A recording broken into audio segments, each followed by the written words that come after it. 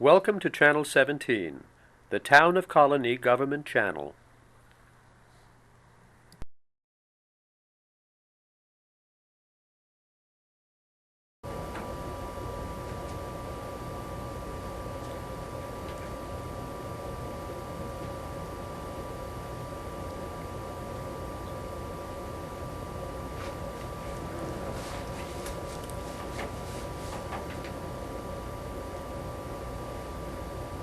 Hi, I'm Ritchie B, and I'm a grateful addict, alcoholic who lives recovery.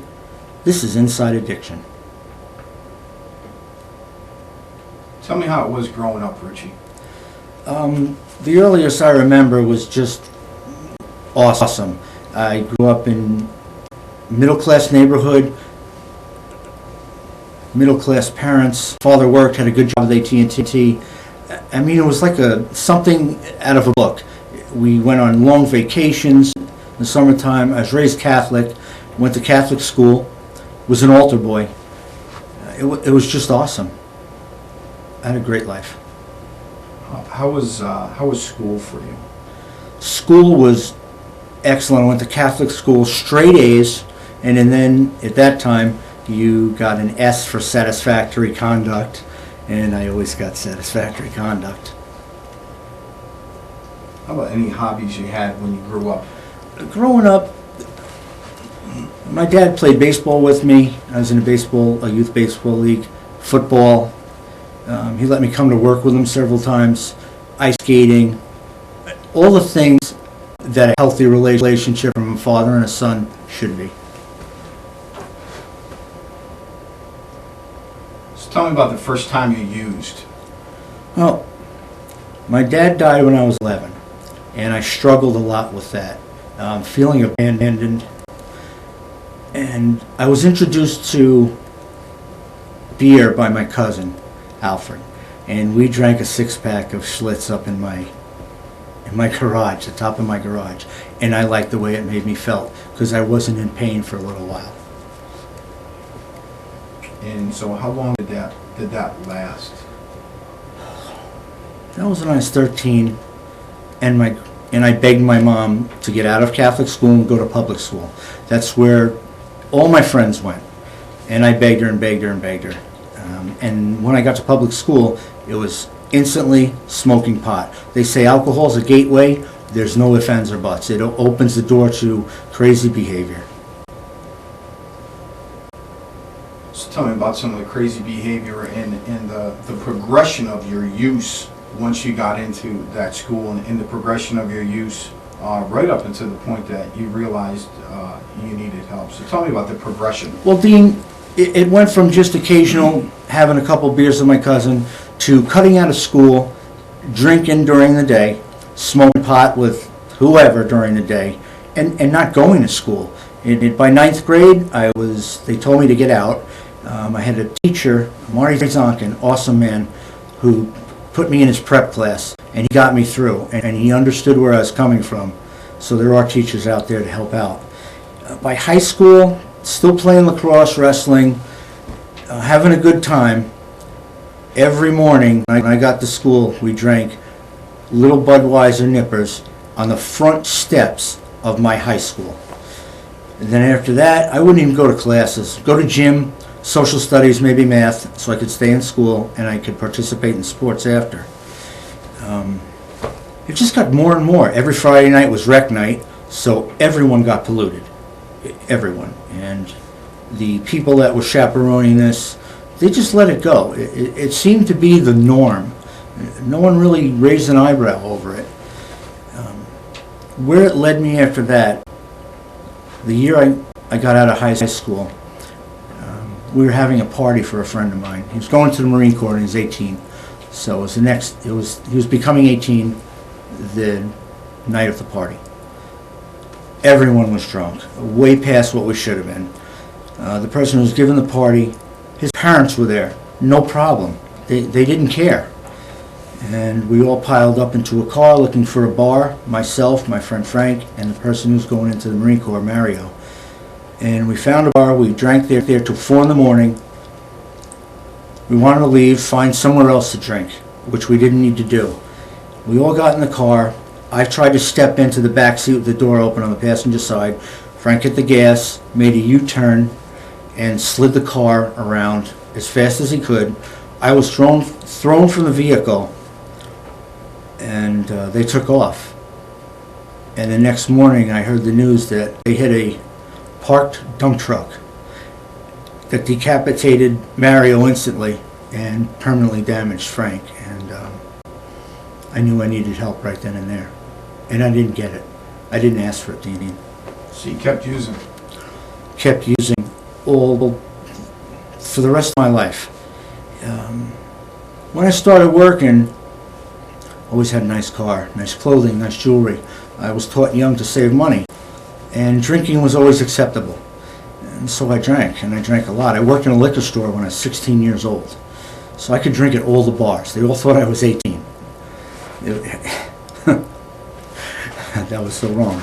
Anyway, then I became a garbage head drug user. I'd smoke pot, hash, opium, opiated hash, mescaline, double barrel mescaline. Never tried heroin, so I guess you'd look at that as a yet in my life. A lot of cocaine, drinking hard liquor, and this was an everyday occurrence. Every day after work, boom, go hit the bar. Every day with the people I worked with at several different jobs. And this carried on for 30 years straight. What are some of the negative consequences that you had experienced throughout those 30 years, but yet still didn't stop using? At the time of all that usage, and when it got worse and worse, I was constantly being pulled over by the police. I was extremely belligerent to them. I had no respect for anyone. Anyone with authority, I told them to go F themselves. So my license was taken away on many occasions. I was arrested several times. I totally screwed up the relationship with my sister. To this day, it's still the same way. With my uncle, with my mom.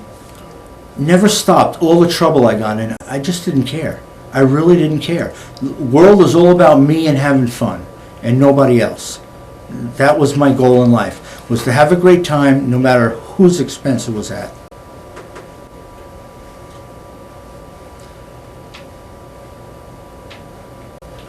So at what point was it that you finally knew you needed help, and how did you get that help? Well, I moved to Las Vegas. I thought a geographical change would do the trick.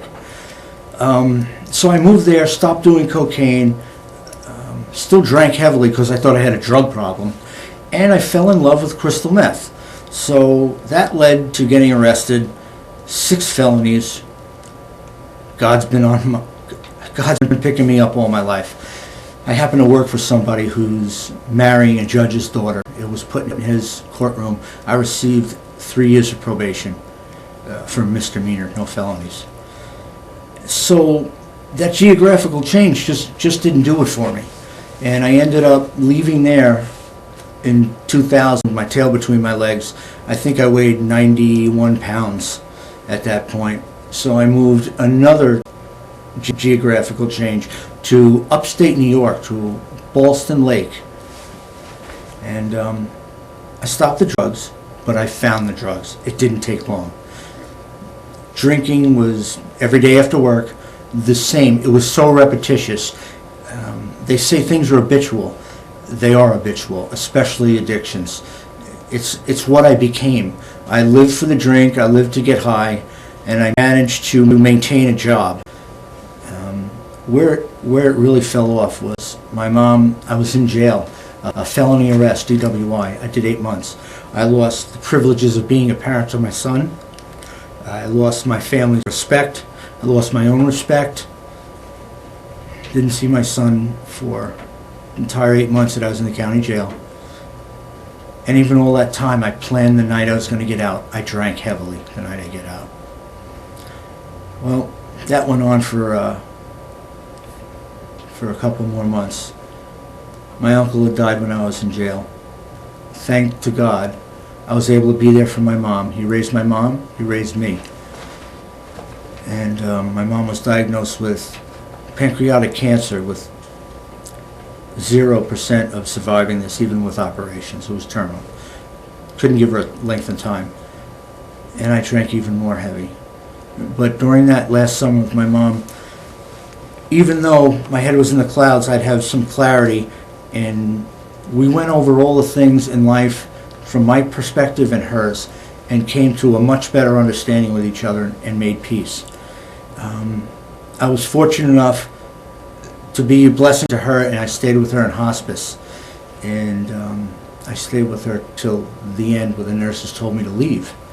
She wouldn't die. She wouldn't give up after weeks of no fluids. She passed away. Went to her funeral, played the good son, thanked everybody for what they did, eulogized my mom, and I just fell apart.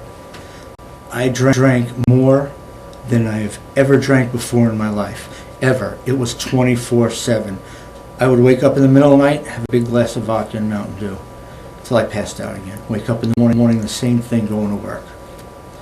Well, that landed me in a high-speed police chase, which ended in me going over a snowbank at 50 miles an hour, hitting an innocent person, ending up hitting a tree in Collins Park, probably 12 feet up in the tree. Coming to rest, getting out of the car, all bloodied, and trying to run away, and physically restraining a female sheriff. And I was arrested and I went to jail.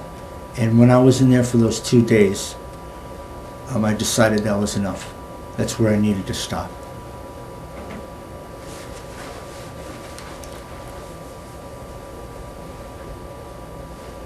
Just tell me how it was, how it is since you've been sober. Well, I tried to stop after that moment. And it took 3 months of trying to stop on my own. I couldn't put 3 days to get together. I went to Spark, outpatient. I really struggled there. It wasn't for me. I wasn't like those people. I denied a lot of things, and it wasn't strict enough. So I'd start going there drunk. I begged for another program. They put me in McPike in Utica, New York. The best thing that ever happened. I was there for 10 days, Dean, and I had a spiritual awakening, as they put it in 12-step meetings. And I found my conscious contact with something that was way bigger than me, which I choose to call God. And since that 10th day, I've woken up sober. It's now almost 2.5 years. My life has changed in so many ways, Dean. I'm a responsible, rational individual today. I have my son back in my life, which I haven't had him for years. This is a picture of my son and I, Father's Day, walking hand in hand at the Father's Day car show in Scotia. And we were so fortunate not even to be there and be together, and my son to have a positive role model in his life. But someone from the paper, we stood out enough for them to take our picture. And let me tell you, that is what life is about. It's not about the small stuff and drama and arguing with his mother, cursing at people, being short-tempered. It's about growing up and taking responsibility for all of my actions. And that means at the end of the day, I take an inventory of who could I have been nicer to? Could I have done this situation a little bit different? I got into a 12-step program, AA. I have a home group. I regularly attend. Through being so blessed with this, I'm able to be a blessing to others. Constantly giving good advice, what I think is sound advice to others who are really struggling. There's a lot of sick and struggling out there. And I've opened up my own business.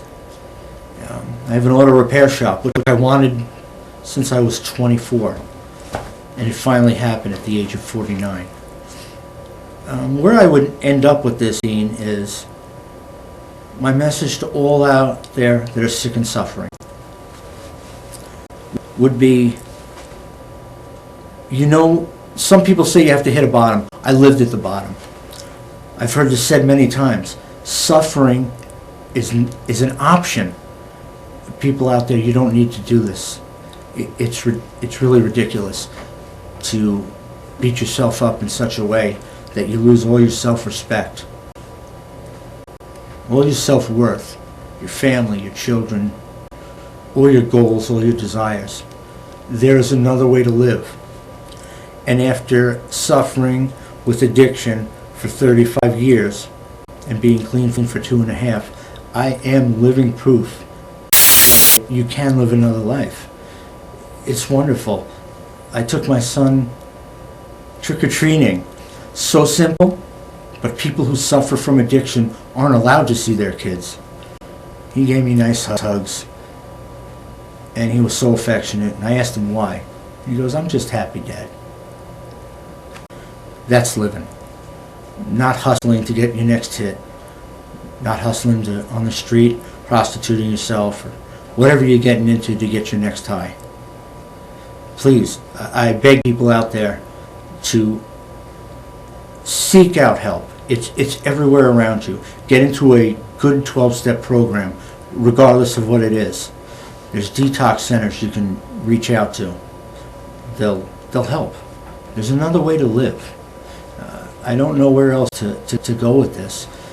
I do feel sorry for those that are sick and suffering, because they have another way to live, and all it takes is one decision in their mind to stop getting high and stop drinking, and your life will change so much. I keep seeing what my counselor said, all will be revealed. It's revealed to me every day in many different ways, through different people. Now, Ritchie, obviously, 2.5 years, you know, some things have happened. Life happens.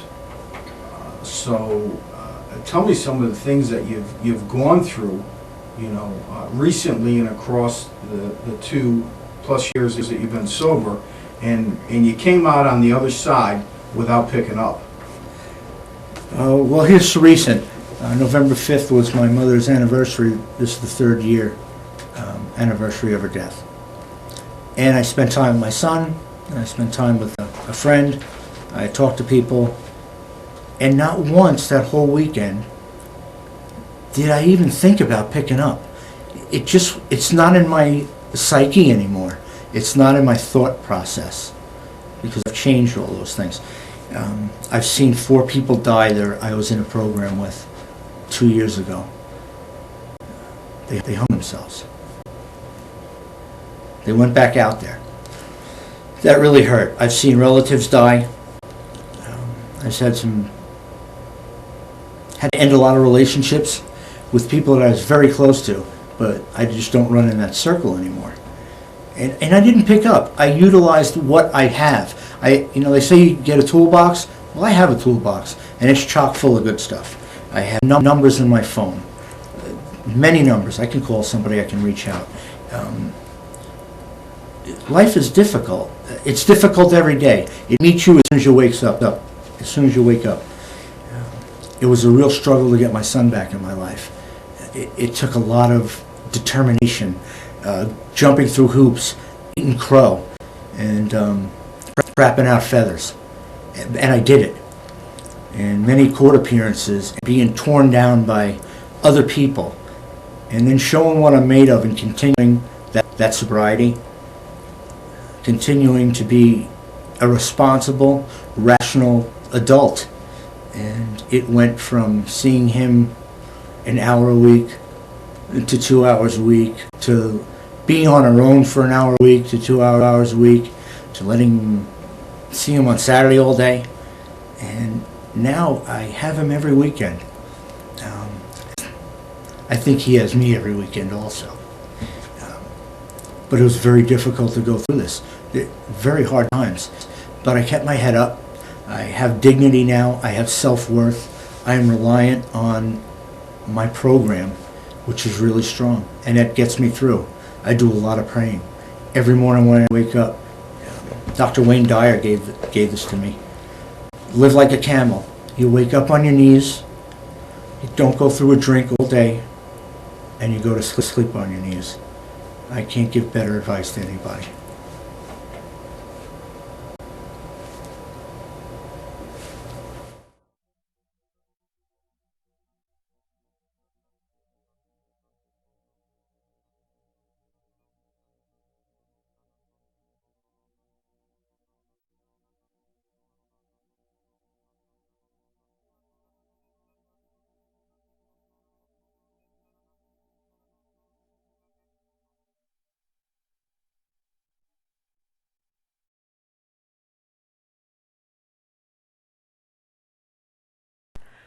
Welcome to Channel 17, the Town of Colonie Government Channel.